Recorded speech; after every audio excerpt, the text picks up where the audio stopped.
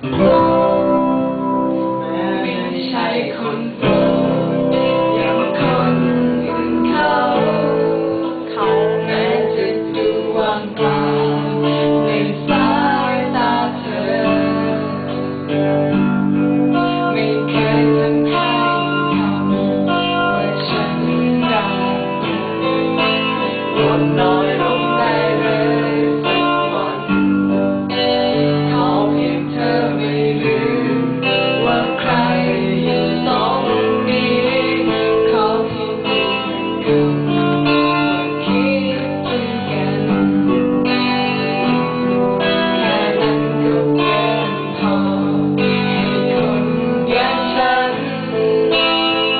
ฝันดีกว่าแค่ไหน